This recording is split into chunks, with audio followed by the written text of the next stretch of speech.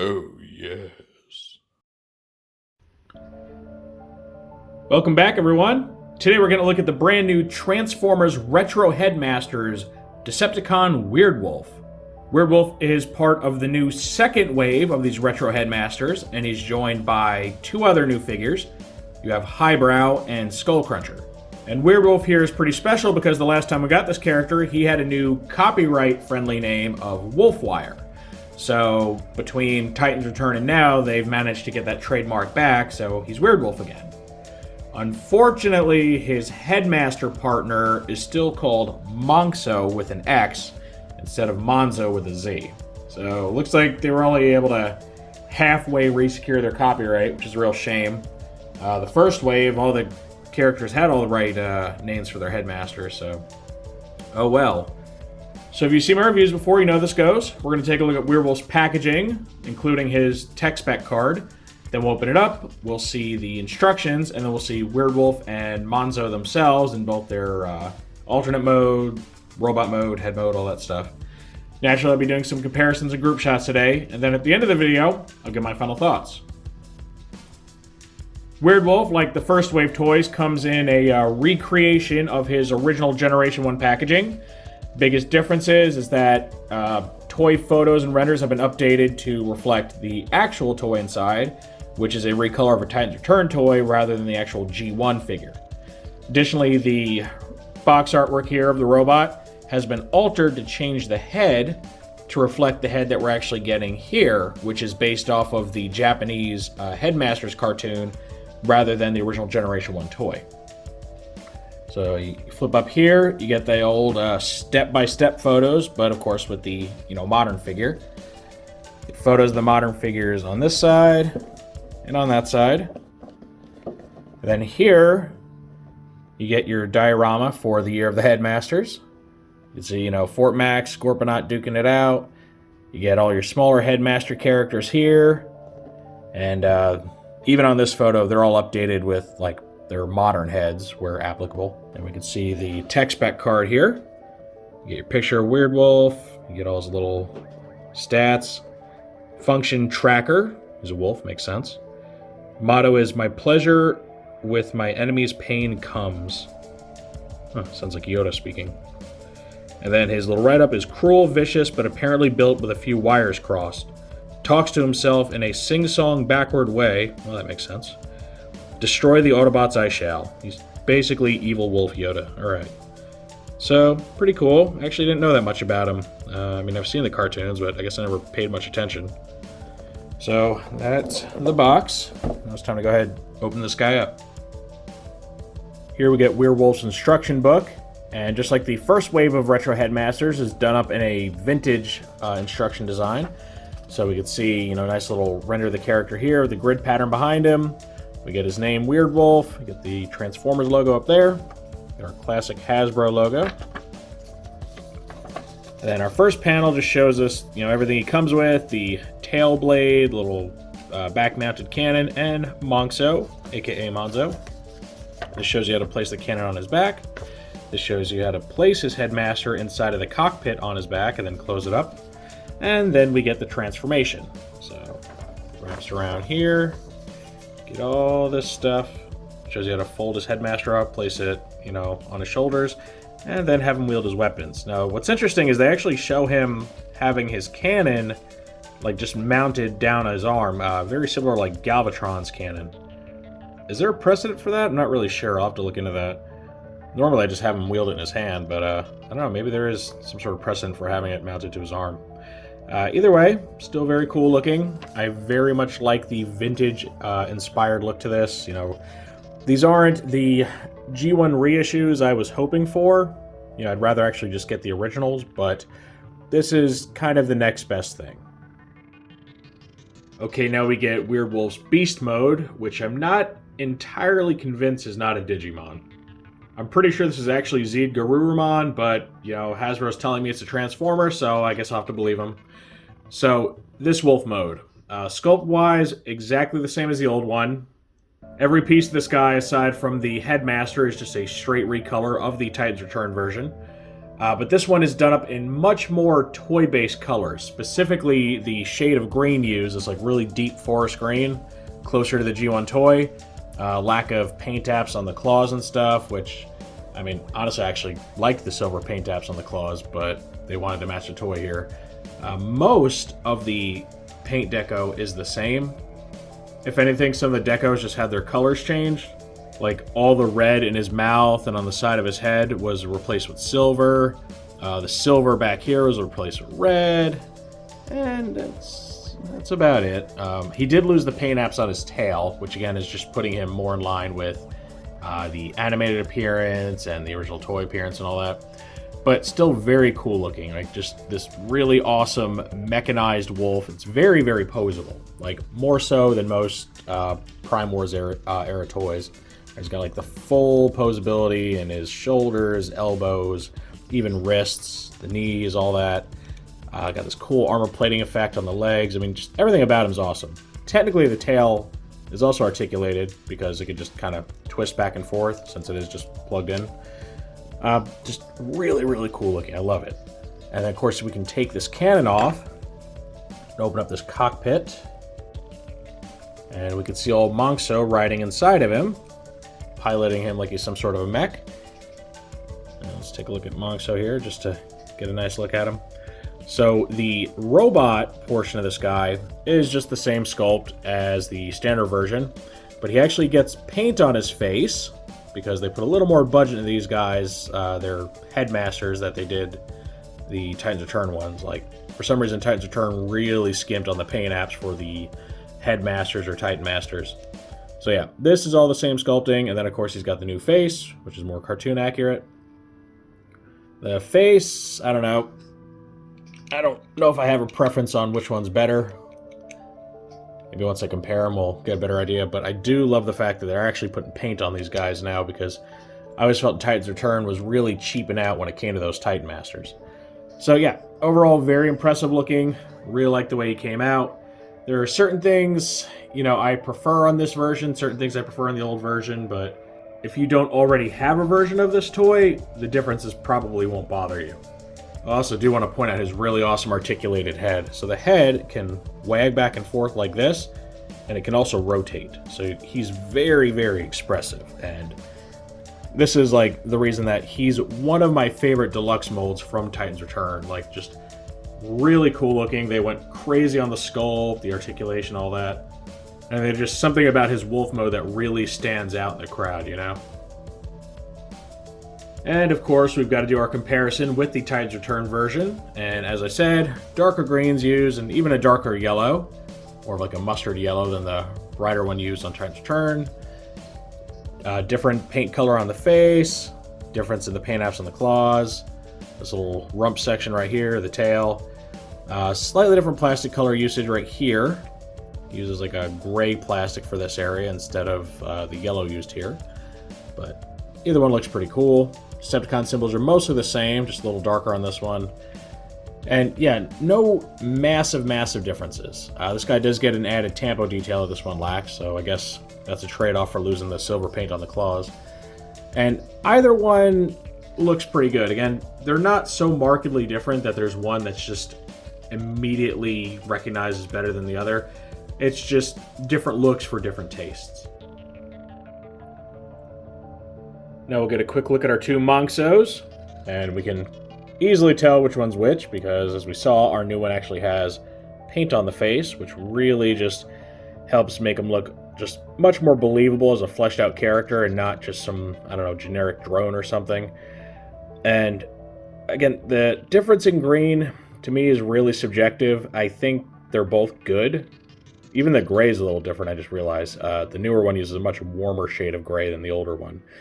And really, the only improvement, I would say, is just the added face paint there. Because the colors, I think they can just kind of go either way, depending on what you like. And a quick look at the face sculpts here. You can see they're completely different. They both carry the same idea of, you know, some sort of a helmet with, like, big cheek guards and a crest on the forehead, and then having a visor over the eyes, but they're just executed very differently.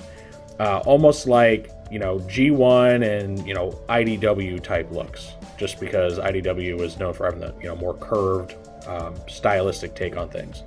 And again, I don't think there's one that's better than the other. They're just different. I think they're both good. So it really just comes down to what kind of Weirdwolf you want to have on your shelf. So yeah, aside from the face paint improvement, I think these guys are really just an either-or situation. All right, now it's time to transform Weirdwolf, and even though this isn't a new mold, I didn't start doing reviews till well after the Titans Return Wolfwire had come out, so this is a first for you guys. So the first thing you want to do is take old Monxo, just go ahead and fold him up, get him in his head mode right here, and we'll take this back cannon off of Weirdwolf, as well as his tail, set those aside. All right, we're gonna stand him up by straightening out his legs.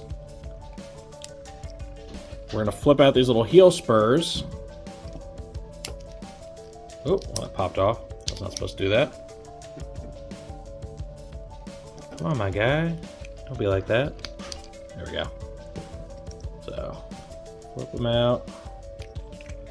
Then you're gonna bring these panels down until they kind of lock into place here over the shins, forming the robot legs. Pretty cool looking. We're gonna open up that little cockpit area.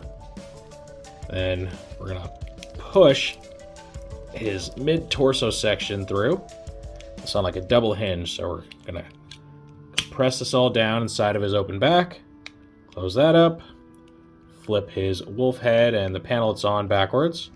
And you see the ears of the wolf head will go into these recesses on the back there, kind of locking it in place. And we're going to spin his elbows around. Fold the paws back.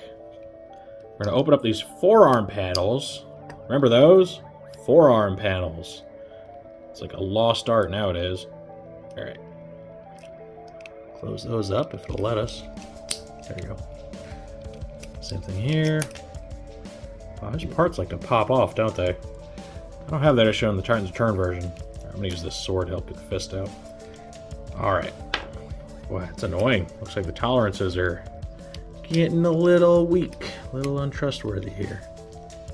Okay, got that back on. It's not back in all the way yet, is it? There we go. Alright, so just be aware your copy might have some issues with panels popping off here and there. Okay. So we got our body. Very cool looking body. Now, we take our head, plug it in. It should go in pretty easily. There we go. We'll give him his weapons. Now, I actually looked around to see if there's any sort of precedent for the whole cannon on the shoulder thing, like they showed in the instructions like that. I couldn't find one, like, anywhere. So I'm not sure why that decision was made in the renders. The original toy I don't think could do this, because I don't believe it had any sort of port on the shoulder. So you can do that if you want to give him some sort of a Galvatron look, or you can just have him hold it in his hand. Now, what's weird is, because of these extra ridges on the post right here, on the sides, you can't get him to hold the thing completely straight forward in his hand. It has to be off at a slight angle like that to push it all the way through. I don't know why. I don't know what purpose those extra ridges serve, but yeah, that is something you got to deal with. All right, so here he is, old Weirdwolf, and just like with the Beast mode, this is easily one of my favorite molds from Titans Return. Just everything about this guy has this awesome mecha feel to him. He has an unusually high amount of sculpted detail for a Titans Return figure, and he just feels very solid, right? He's not floppy like a lot of those figures were, because at the time Titans Return started, they had switched to a new factory, and the QC really wasn't there yet. So a lot of your earlier figures, like your Mind Wipe, had like super floppy legs, and luckily this guy and his mold mate don't have that issue. They're very, very solid. Looks like they kind of got all the kinks worked out by the time they got around to Weirdwolf. And on top of the great tolerances, he has an almost total lack of big, empty, hollow parts. Like when you look, yeah, there's some small recesses here and there, but nothing that's really big and gappy, you know? Like, he feels like a more high-end figure than a lot of his wave mates. And I'm okay with this, because I think he looks absolutely great. The posability's all there. It's, mostly ball jointed because that was the engineering standard still at the time. The universals weren't widely used, especially for smaller figures yet. But he's still got a ton of that posability. Like, he's got a full range of motion in the shoulders. He's got a bicep swivel. He doesn't have a wrist swivel or anything, but that's mostly because of his transformation. But he does have a waist swivel, which is really nice. Full range of motion in the hips there. He's got a knee swivel, really deep bend in the knees, ball jointed ankles. I mean, just a really good toy. And despite being on ball joints, the friction in those joints is like superb. Like, it's the perfect amount of friction to where it's not too tight, not loose at all. Really just enjoy this thing. It's an awesome mold, whether it's this version, the Legends, the Titans Return one. Really, really solid mold. And of course, we had to show off Wolf Wire again. And what's interesting is these two are the least changed between their initial release and this retro release. As I said, there are some small differences in the paint layout and everything. You can see he's got these little painted circles on his shoulders that he lacks. He uses yellow on the thighs instead of silver. There are some differences, but they're pretty subtle. Like, there aren't major changes to the plastic colors in most places. They go for different shades, absolutely. He goes for a much darker yellow and green than this guy does. But you don't see, a massive change where, on like Mind Wipe, where some areas were black and now they're red, and, they keep it a little more the same here. And I'm okay with it because I think, his whole color layout was really good to begin with. And as I've been saying throughout this whole review, I really don't find one approach better or worse than the other. They're just going for two different aesthetics. You have a brighter color scheme, which is a little more eye-catching and maybe stands out more on a shelf. But then you have the more muted, more realistic-looking colors that might be an aesthetic that you prefer, especially if you're going for that like really just true G1 toy look, where G1 toys, they tended to use a darker color palette than modern toys do. So I think either approach looks fine. Again, with the heads, they're just two very different takes, and I don't think one is inherently better or worse than the other. This one's obviously more G1 accurate, so if you are going for something that really, really feels like a pure G1 update, this is probably the one you want. But if you want something that has maybe a few more paint apps to it, looks a little more modern and stands on your shelf better, the Titans Return one is really, really good too. So I think these are both just absolutely solid figures. I think they just come out super, super well. This head needs to be pushed in more. And I don't know, what do you guys think? Do you prefer like the old school look, or do you prefer the newer look with a little more paint and stuff on it? More stylized head? I'm kind of torn on it. And this completes our look at the Retro Headmaster Weirdwolf. Now, I know this review is pretty late in showing up. I had filmed the first part of this, forever ago when this guy first came out, and unfortunately got busy at the time. He fell on the back burner. But now I'm getting caught up on these guys, so I would expect the rest of Wave 2 here to follow very shortly. Wave 2, will also consist of Skull Cruncher and Highbrow, so I'm looking forward to reviewing those guys finally and getting them out of the very long-awaited queue there. I really like this guy. Like, not just this version of him, but just this toy as a whole. One of my favorite things to come out of Titans Return. Super, super cool looking in both modes. Great tolerances, great posability. Just easily one of my favorite Headmasters characters. And I'm really happy he got a re-release for people that needed him.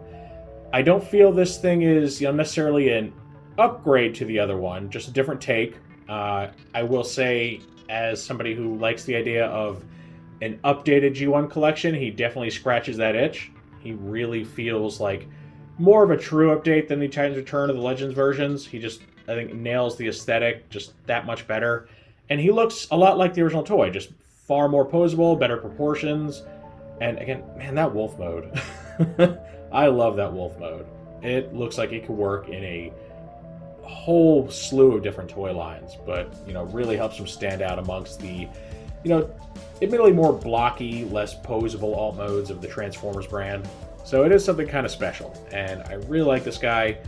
Highly recommend picking up some version of this mold if you haven't already, especially this one, because I think, the whole presentation with the retro box and the instructions and deck specs and all that just really has a great 80s flavor to it. Now, because obviously this review is coming quite late, you can't find this guy on Walmart shelves anymore. Or, I mean, maybe you can if your Walmart's like really, overstocked and far behind, but probably not. So you may have to search on their website if they still have it, or on the secondary market, which I know can be a pain.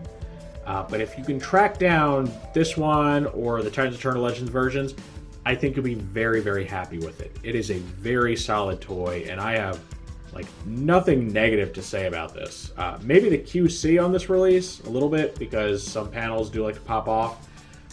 But it's nothing that really hurts the toy in any way. This might make transformation that much more annoying as you're trying to keep things from coming off their little weak hinges there. But as far as the modes themselves and the overall scheme of the transformation and engineering, phenomenal toy. I could not recommend this thing more. Of course, that is just my take on Weirdwolf. Now I want to know what you all think of this toy. Do you have some version of it? And if you do you really like this one? Do you think it's as good as I do? If you don't have it, do you want to find one and pick it up? Or do you not like this? Either you don't like the character, you don't like this take on the character, or maybe you just don't really want to pay the extra money to get one now after the fact. Any and all feedback is always welcome in the comments section.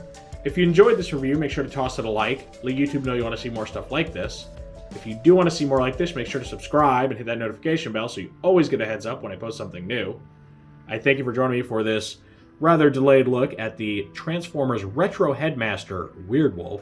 And with all that said, I will see you next time.